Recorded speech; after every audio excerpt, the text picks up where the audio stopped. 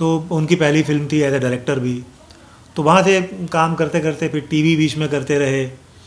TV में क्योंकि उन दिनों हम वीकली का ज़माना था, वीकली शोज हुआ करते थे, तो आप 3-3 शोज़ 4-4 शोज़ एक साथ कर लेते थे। तो उसी दौरान सोनी टीवी आया, कुछ उसके शोज़ किए, जी पे करते रहे। था एक मान्यता, क्लीशेज हैं ऐसे कुछ हमारे। और बुरी शक्ल वाला आदमी विलन बनेगा, अच्छी शक्ल वाला आदमी हीरो बनेगा, इस तरह के जो अब दूर हो गए हैं। मुझे लगता है कि OTT में भी देखेंगे या सिनेमा भी आजकल जो नए निर्देशक हैं, इस हमारे यहाँ पे बलात्कार के सीन, रेप सीन में विलन हंसता था, हा हा हा। सनी पाजी जो हैं वो हनुमान बने हैं, larger than life film. Ranbir Kapoor जो हैं वो राम हैं। तो इतना बड़ा सिनेमा है, तो उसको, और श्री राम को तो नेगेटिविटी के साथ ना देखें। अभी तो ट्रेलर ही आया है, और प्रभु राम की आस्था है तो वो भी आपके साथ रहेगी, सिनेमा भी है आपको मिल रहा है, तो उसको आप एक अच्छी फिल्म के अनुसार देखें। वो सीरियल जो अंकित है उसको थोड़ा सा टाइम के लिए भूल जाए। फोटोग्राफ भी खींच रहे हैं, शो बंद हो जाता है। अगला शो जब तक शुरू नहीं होता तो आपकी वो ख्याति भी, तो परमानेंसी नहीं है किसी भी चीज़ की। पहली बात तो ये, क्योंकि जितना जल्दी आप इस बात को समझ लेंगे उतना आपके लिए सफ़र जो है आगे का आसान हो जाएगा। तो कोई भी चीज़ ध्यान नहीं आनी चाहिए। जितना ज़मीन पे क्या है, ऊपर से गिरने में बहुत तकलीफ होती है। और आज हमारे साथ है बहुत ही टैलेंटेड एक्टर दीपक दत्ता जी। कैसे हैं सर आप? मैं बिल्कुल बढ़िया हूँ, आप कैसे हैं? हम भी बहुत ठीक है सर। तो हाल फिलहाल में आपकी मूवी आई थी सर, दादी की शादी जी। बहुत ही यूनिक टाइटल है सर इसका जी। बहुत ही कैची है। तो क्या कहोगे इसके ऊपर, कैसी थी मूवी? ये बड़ी बहुत दिनों बाद एक पारिवारिक फिल्म आई थी। जब मैं पारिवारिक फिल्म कहता हूँ तो उसका मतलब ये है कि पूरे परिवार के साथ बैठ के देखने वाली फिल्म। हर जनरेशन देख सकती थी। अब अपने दादा दादी, माता पिता, बच्चों, भाई बहन सब मिल के एक साथ, चाचा चाची, मामा मामी सब बैठ के देख सकते हैं। तो पूरी complete, it was a complete family film. और बड़ा अच्छा सब्जेक्ट था। तो और फिल्म नेटफ्लिक्स पर चल रही है अभी, और लोग बहुत प्यार दे रहे हैं। जी। तो नीतू मैम भी थी इस मूवी जी में। जी जी। तो क्या कुछ कहोगे सर उनके? अरे बड़ा मतलब हम तो बड़े मुरीद रहे हैं, उनके फ़ैन रहे हैं हम। हमारे स्कूल डेज़ में हम उनकी फ़िल्में देखी हुई हैं। जब वीडियो कैसेट के ज़माने होते थे तो वीडियो कैसेट ला ला के उनकी फ़िल्में देखते थे हम लोग। चिंटू जी और उनके साथ की, ऋषि जी और उनके साथ की कई फ़िल्में। तो हम तो फ़ैन रहे और उनके साथ काम करे, तो उनका बेटा बनने का मौका मिला। तो बड़ा सौभाग्य है मेरा, तो मैं कर पाया उनके साथ काम। कपिल शर्मा भी देखे गए थे इस मूवी जी, में। जी। तो जैसे कि उनका जो कैरेक्टर होता है वो बहुत कॉमेडी करते हैं, कॉमेडी किंग के नाम से जाने जी, जाते जी, हैं। जी, जी। और इसमें इनका रोल थोड़ा डिफरेंट था। जी। तो क्या कुछ आपने देखा? मैं पहले भी ये कह चुका हूँ और अभी फिर उसी बात को दोहराऊंगा कि Kapil Sharma, though he is known for his comedy, stand up comedy precisely, but he has got much more to offer as an actor. और वो इस फिल्म में उन्होंने दिखाया भी करके कि कॉमेडी तो है, इस फिल्म के अंदर भी हंसाया तो है, हंसा भी आप, क्योंकि सिचुएशन की कॉमेडी है, स्लैपस्टिक नहीं है। कुछ उस तरह के ताना बाना, इस तरह का स्क्रीन प्ले है कि सब उलझे हुए हैं एक दूसरे के साथ, तो आपको हंसी आ रही है। पर इस फिल्म में एज अ कमेडियन नहीं है, वो इज़ प्लेइंग अ करेक्टर, और बाखूबी निभाया उन्होंने। तो मुझे लगता है अभी बहुत कुछ वो एज एन एक्टर और करेंगे, और उनको करना भी चाहिए। तो सर इतना लंबा आपका जर्नी था, जैसे हम देख सकते हैं इतने सालों से आपने टेलीविज़न किया, OTTs की, मूवीज़ किए। तो कहाँ से आपकी जर्नी शुरू हुई और अभी क्या देखते हैं आप, कैसे देखते हैं इसको? लंबा अरसा, जैसे आपने बताया, हो गया, काफ़ी सालों से हम काम कर रहे हैं। शुरुआती तौर में ऑलमोस्ट 95 में मैंने शुरू किया था काम करना। एक फ़िल्म थी पुलिस फोर्स के नाम से, वो बाद में रिलीज़ हुई थी। अक्षय कुमार थे, रवीना टंडन थी, दिलीप शुक्ला साहब उसके निर्देशक थे। दिलीप शुक्ला बहुत अच्छे राइटर, बहुत बड़े राइटर थे जो। तो उनकी पहली फिल्म थी एज ए डायरेक्टर भी। तो वहाँ से काम करते करते फिर टीवी बीच में करते रहे। टीवी में क्योंकि उन दिनों हम वीकली का ज़माना था, वीकली शोज हुआ करते थे, तो आप 3-3 शोज़ 4-4 शोज़ एक साथ कर लेते थे। तो उसी दौरान सोनी टीवी आया, कुछ उसके शोज़ किए, जी पे करते रहे, तो फिल्में कुछ करने शुरू हुई। तो ये जो फिल्म थी पुलिस फोर्स, उसमें मैं अक्षय कुमार साहब का दोस्त बना था। वो फिल्म ऑलमोस्ट 9 साल तक चलती रही। 9 साल के बाद रिलीज़ हुई, अटक गई थी। तो उस बीच कुछ फिल्में साइन की थी, वो नहीं शुरू हुई क्योंकि ये फिल्म भी लंबी अटक गई थी। तो इस तरह के उतार चढ़ाव, रोलर कोस्टर राइड रही है। पर इस बात का गर्व है कि डटे हुए हैं, अभी भी एज एन एक्टर काम कर रहे हैं। ऊपर वाले का बहुत शुक्रिया अदा करते हैं कि अभी तक जो है still working as an actor, तो या सर खुश। One of the iconic movies में आपने काम किया MS धोनी में। जी बहुत ही एक रियल लाइफ कैरेक्टर प्ले किया है जी इसमें आपने, जी चीफ सेलेक्टर का नहीं। जी जी। क्या कुछ कहोगे इसके लिए? MS धोनी बहुत बहुचर्चित फिल्म है, धोनी साहब की लाइफ के ऊपर बनी थी, सुशांत ने किया था। मैंने उसमें दिलीप वेंगसरकर साहब, जो द ग्रेट दिलीप वेंगसरकर, बड़े कमाल के क्रिकेटर थे, हम तो बड़े फ़ैन रहे। हम जब छोटे थे और मतलब क्रिकेट खेलना ही शुरू किया था तो दिलीप वेंगसरकर, उनको कर्नल कहा जाता था, निकनेम उनका। तो फ्रंट फुट प्लेयर होते थे, बहुत कमाल, बड़े एलिगेंट प्लेयर थे। और 1983 वर्ल्ड कप की उस टीम, मशहूर टीम जो जीती थी, उसके बड़े अहम हिस्सा थे। तो उनका रोल करने को मिला, बड़ा ही बड़ा सौभाग्य था वो, क्योंकि उनका जो पार्टिसिपेशन है MS धोनी की लाइफ में। MS धोनी जब आए थे तो वो चीफ ऑफ सिलेक्टर थे दिलीप सिंह, उन्होंने ही सिलेक्ट किया था, कप्तान बनाने में भी उनका बड़ा हाथ रहा। तो बड़ा मज़ा आया था यार वो करने का, क्योंकि हम खुद क्रिकेट खेलते रहे हैं और शौक़ रहा है देखने का, अब तक देखते हैं। तो और वो भी दिलीप वेंगसरकर करने को मिल जाए तो और क्या चाहिए, ड्रीम कम ट्रू वाली बात थी। जब सर इस तरह की बायोपिक आपको ऑफर होती है तो फर्स्ट रिएक्शन आपका कैसा होता है? ये जब ये फिल्म आई थी तो मुझे याद है, इसका ऑडिशन मैंने किया था तो मुझे बताया गया था दिलीप वेंगसरकर का रोल है, मेरी तब आई हैड मुस्टैचेज़, तो शायद वो भी मुझे हेल्प कर गई कि दिलीप साहब की मुस्टैचेज़ हैं लुक में। तो नीरज पांडे जो उसके डायरेक्टर थे, उन्होंने देखा और उनको अच्छा लगा मेरा वो ऑडिशन, तो मुझे बोला कि कर रहे हो, तो दिलीप वेंगसरकर हैं। तो मैं घर में आके बड़ा खुश था इस बात पर, कि अपने बहुत से दोस्तों को, जो मैं I am basically from Delhi, तो वहाँ पे कुछ क्लब क्रिकेट खेलते थे जो अभी भी कुछ टच में है दोस्त, मैं उनको फ़ोन करके बोला था कि यार दिलीप वेंगसरकर कर रहा हूँ मैं भाई। बोला किस में? मैंने कहा यार फिल्म बन रही है MS धोनी के ऊपर, तो दिलीप वेंगसरकर करने के ऊपर बड़ा आनंद आया था उस बात से। OTTs भी जो है सर, आपने डॉक्टर अरोड़ा को एक क्रैश कोर्स हो गया इस तरीका किया, तो आप कैसे देखते हो उसको कि कितना फ्रीडम मिलता है OTTs प्लेटफॉर्म पे आप जैसे एक्टर्स को? यार मैंने 2 ही OTT किए हैं, जैसे आपने बताया डॉक्टर अरोड़ा सोनी लिव पे आया, इम्तियाज़ अली साहब का प्रोडक्शन था वो, तो उनका एक ये शो था। और एक मैंने किया था अमेज़ॉन प्राइम के लिए, विजय मौर्य उसके निर्देशक हैं, क्रैश कोर्स करके था। बहुत अच्छा लगा यार उसका, काफ़ी अच्छा रिस्पांस भी बहुत बढ़िया आया था, और मैं और करना चाहूँगा। मतलब मेरे लिए ये सौभाग्य रहा कि मैंने 2 किए और दोनों ही अच्छे डायरेक्टर थे, तो उनके साथ करने का भी बड़ा मज़ा आया, और उसको देखने के बाद भी मज़ा आया, क्योंकि OTT का ज़माना है आज की तारीख में, आप जानते हैं इतना अच्छा काम हो रहा है OTT पे, और उसका हिस्सा बनना किसी भी एक्टर के लिए बड़े मतलब खुशनसीबी की बात है, और मैं करना चाहूँगा और OTT को, इस प्लेटफॉर्म को एक्सप्लोर करना चाहूँगा। सर जिस तरह की आपकी हाइट बॉडी है, तो आपकी पर्सनालिटी को OTTs में एक धुरंधर टाइप कैरेक्टर प्ले कर सकते हो आप, तो क्या आप कैसे देखते हो? यार मैं बहुत शारीरिक उसको समझ के करेक्टर, हमारे यहाँ बड़ी एक वैसे क्लीशे रहा है ये कि लंबा आदमी या गोरा चिट्टा लंबा आदमी गरीब नहीं हो सकता, गरीबी आपका रंग और कद खा जाती है ना, ऐसा एक मान्यता है, क्लीशेज हैं ऐसे कुछ हमारे।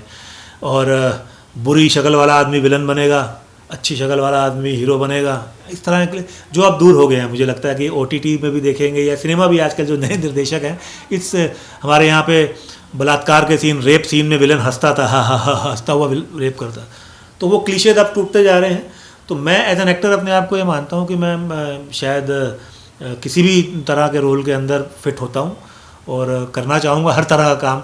सिर्फ वही काम नहीं करना चाहूँगा कि जो मेरे कद को सूट करते हुए, मेरी हाइट को सूट करते हुए काम हो, हर तरह का काम करना चाहूँगा, और मुझे लगता है कि मैं कर सकता हूँ। तो सर टेलीविज़न का भी आप बहुत ही लंबे दौर पे आपने देखा है, टेलीविज़न को बदलते हुए देखा है, तो आप कैसे देखते हैं आजकल जो टेलीविज़न है उसके लिए क्या कहोगे? यार देखिए, माहौल में फ़र्क हो जाता है। पहले जहाँ से हमने शुरू किया था तो वीकली होता था, हफ्ते में 1 दिन आता था एक एपिसोड, टेलीविज़न जब शुरू हुआ था, और वो बढ़िया दौर था। वो भी आप 3-3, 4-4 शोज़ कर लेते थे एक साथ।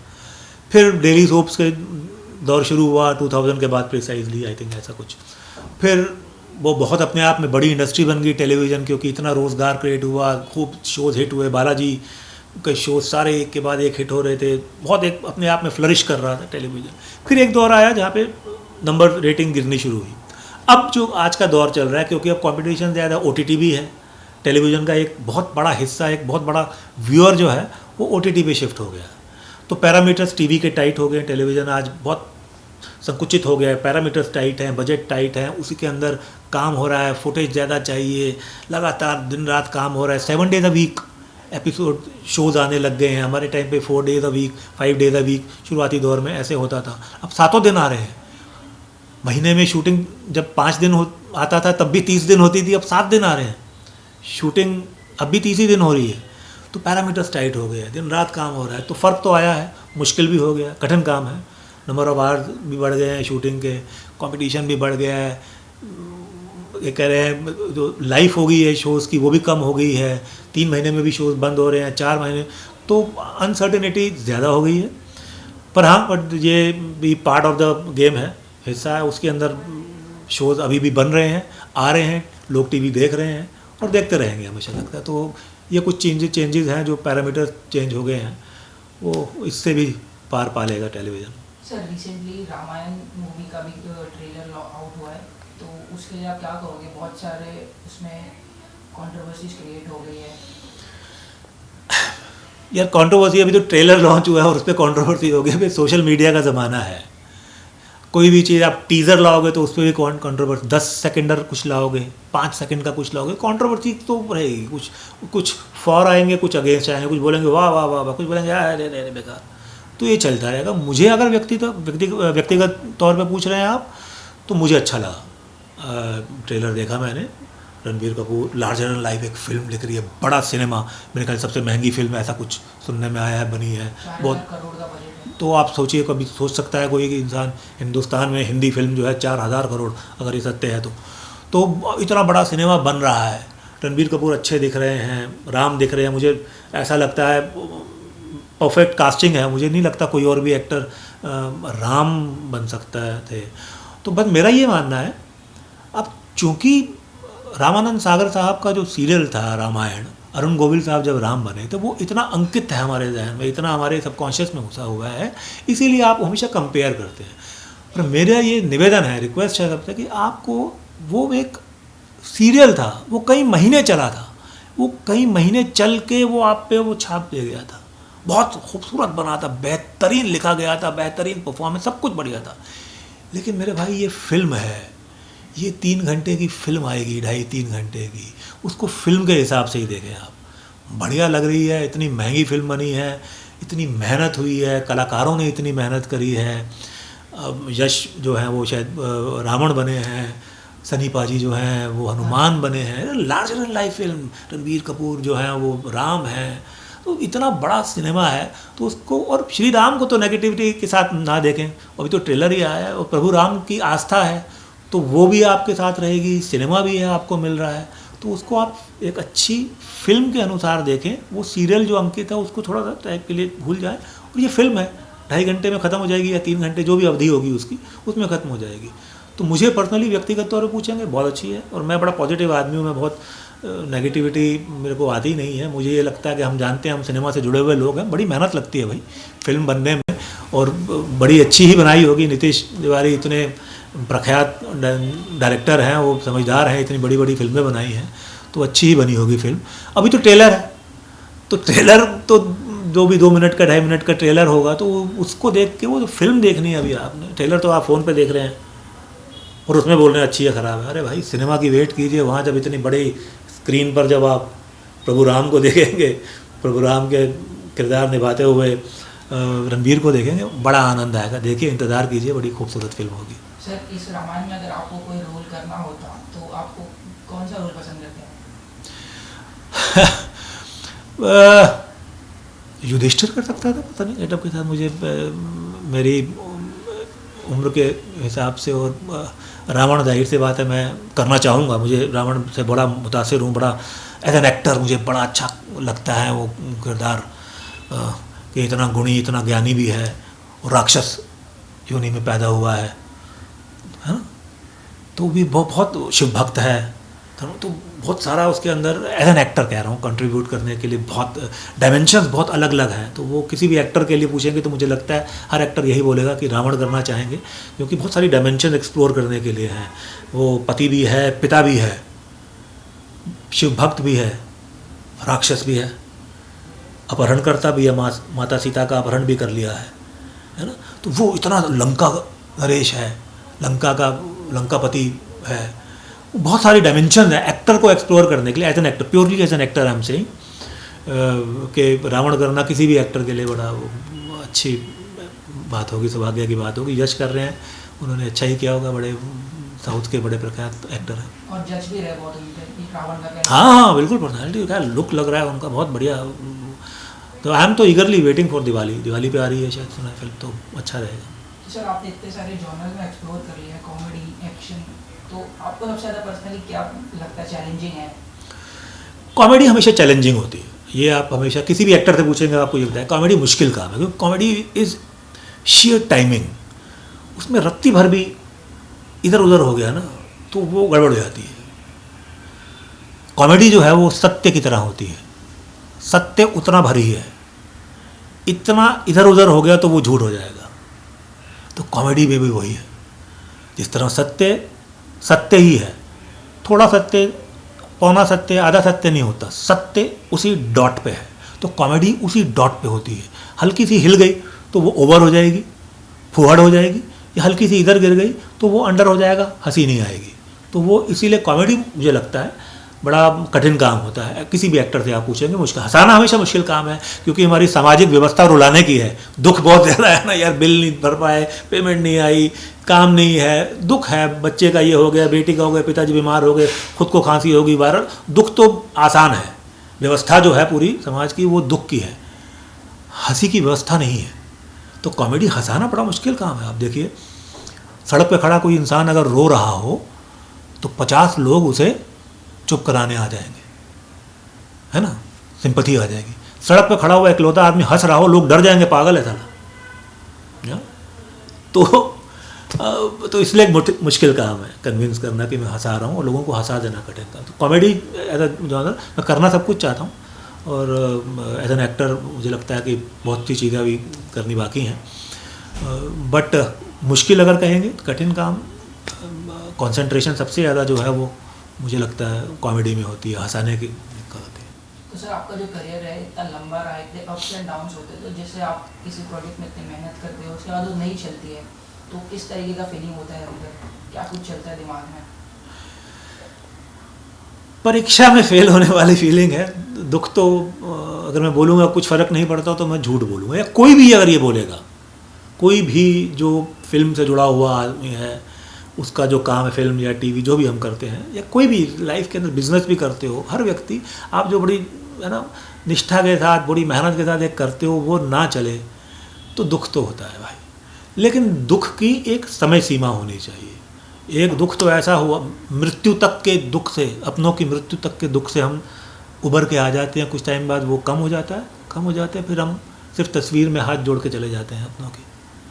तो हर काम भी इस तरह का होता है। आप जब काम करते हैं अच्छा करें, अपनी निष्ठा से किया, वो नहीं चला, दुख तो होना भी चाहिए, ये बड़ा ह्यूमन टेंडेंसी है। फिर आप आगे बढ़ जाते हैं, धीरे धीरे वो इतनी ही आ जाता है, कुछ महीनों बाद या कुछ साल बाद, साला उस पर यार वो बात बनी नहीं, वो चली नहीं, सारा काम तो बड़ा अच्छा था, वो फिल्म थी, उसको थोड़ा और चलना चाहिए था यार, कुछ इस तरह कर देते हो उसको, या उसकी प्रमोशन इस तरह हो जाती है, या उसको इस तरह प्लेटफॉर्म हो जाता है, या उस फ्राइडे को ना हो कि उस फ्राइडे को आ जाती है यार, तो शायद ही होता कौन। तो वो तो फिर बहुत सारी चीज़ें होती हैं। हाँ, दुख होता है, सबको होता है, मुझे नहीं। तो इस दुख से सर ओवरकम कैसे करते हो आप? यार वो दुख तभी तक होता है जब तक अगला काम नहीं शुरू होता। फिर अगला काम शुरू हो जाता है, फिर खाली वो टीस भर रह जाती है। वो टीस रहनी चाहिए, टीस आपको हमेशा रहनी चाहिए। इंसान है वो, रिश्तों के वो रिश्ते, मैंने कहा ना, मृत्यु के बाद भी फिर वो एक टाइम पे टीस रह जाती है, वो याद भर रह जाती है, वो रहती है, उतना ही रहना चाहिए। अगले काम में जब आते हैं उसी निष्ठा, उसी इरादे के साथ, उसी सिंसियरिटी के साथ, लगन के साथ आप अगले काम में जुड़ जाते हैं, उसको पूरा करने की कोशिश करते हैं। और वो जीवन में भी, सबके जीवन में भी यही होता है। आप जब अपनों को खो देते हैं, मैंने कहा ना मृत्यु की बात ही कर रहा था, तो वो तब भी आप फिर जीना तो सबको पड़ता है, आगे चलते हैं। जो शेष है वही विशेष है। तो सर जिस तरह आपने दुख के बारे में बात की, तो क्या कुछ कहोगे एक एक्टर के लिए, एक सक्सेसफुल होने के बाद एक स्टोरी जो होती है, जैसे पहले हमारे पास कुछ होता नहीं है, फिर जब होता है तो उससे कैसे डील करते हैं? देखिए क्या है, कलाकार का जीवन जो है ना वो निरंतर संघर्ष है, क्योंकि वो प्रोजेक्ट वाइज खुशी या दुख है। प्रोजेक्ट चल रहा है, खुश है, प्रोजेक्ट ख़त्म हो गया, दुख है। चला बहुत खुशी है, नहीं चला दुख है। तो ये रोलर कोस्टर लाइफ है निभानी। तो आप धीरे धीरे आप किसी भी जो थोड़ा सीजनड हो गया, जिन्होंने समय गुजार दिया है इस लाइन के अंदर, वो सब से पूछेंगे, सब यही कहेंगे कि आपकी बॉडी इम्यून हो जाती है उन झटकों के लिए। वो वक्ती तौर पे होता है, फिर आप आगे चलते हैं, फिर आप खुश होते हैं, फिर होते हैं। आप ये जानते हैं कि परमानेंट कुछ नहीं है ना, नथिंग इज़ परमानेंट। तो जब जीवन अपने आप में परमानेंट नहीं है तो उसके बीच की चीज़ें परमानेंट कहाँ होंगी। हमारी दिक्कत ये, हम परमानेंसी ढूंढते हैं, रिश्तों में भी, जीवन में भी, हर चीज़ वो है नहीं। और जितनी जल्दी उसको एक्सेप्ट कर लेते हैं कि परमानेंसी नहीं है, उतना आप सहज हो जाते हैं। शुरुआती दौर में सर देखा जाए तो क्या ज़्यादा अहमियत थी कि जीना है।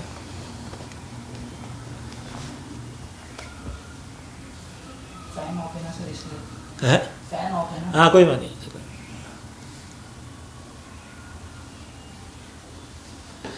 हाँ चलिए। तो शुरुआती दौर में सर जैसे कि एक इंसान के लिए क्या क्या मायने होता है कि पैसा ज़्यादा इम्पोर्टेंट होता है कि फैमिली के ऊपर जो प्रेशर होता है, रिस्पॉन्सिबिलिटीज होती है, तो उस समय आपका कैसा था समय? देखिए क्या होता है, जब आप काम शुरू करते हैं तो जाहिर सी बात है, ज़्यादातर आपकी उम्र जो होती है 22, 23, 24, 25, आप सिंगल होते हैं। और माता पिता, भाई बहन जो भी आपसे जो बड़े होते हैं, उन्होंने आपको इस क्षेत्र में आने दिया होता है, या उनकी खुशी या उनके हामी के बिना भी आप आए होते हैं, आप काम कर रहे होते हैं। तो एक और उम्र भी होती है, डोपामिन काफ़ी आए होते हैं आपके उस टाइम पे, तो आसान होता है, इतना वो दिक्कत नहीं होती। पर जो जो आप उम्र में बढ़ते हैं, या आपका परिवार हो जाता है, फैमिली आपकी अपनी भी, बच्चे हो जाते हैं, रिस्पॉन्सिबिलिटी बढ़ जाती है, तो कठिन काम तो है ही यार। क्योंकि आप भले ही फितरत से फ़कीर हों, पर आप, कोई भी इंसान अपने बाल बच्चों को फ़कीर नहीं बनाना चाहेगा ना। फितरतन हम तो फ़कीर हैं, पर हम नहीं चाहेंगे हमारी औलाद जो है वो फ़कीर हो। तो वो जो कठिनाई, वो मोमेंट जो है वो थोड़ा सा परेशानी वाले होते हैं। पर देन आप ही ने जो चूज़ की है ना लाइन, आप ही का निर्णय था, और आपको सबसे बड़ा सुख उसी में मिलता है आज भी। तो फिर उसके साथ तो पार्ट एंड पार्सल जो भी चीज़ें आ रही हैं वो सर माथे पे। एज ए पर्सन जब आप देखते हो कि आपको जो काम करना है, आपके पास हमेशा वो है, एक होता है ना कि मुझे ये करना है, मैं वो कर रहा हूँ, तो उसके लिए सर आप क्या कहोगे? देखिए, मुझे ऐसा लगता है कि 99% लोग इस दुनिया में वो काम कर रहे हैं जो उनका पैशन नहीं है, या उनकी वो हॉबी नहीं है। प्रोफेशन अलग हो जाता है और पैशन अलग हो जाता है। हम उन चुनिंदा 1% लोगों में से हैं जिनका जो पैशन था वही उनका प्रोफेशन है। तो ये सिर्फ 1% लोग हैं, हम उनमें से हैं।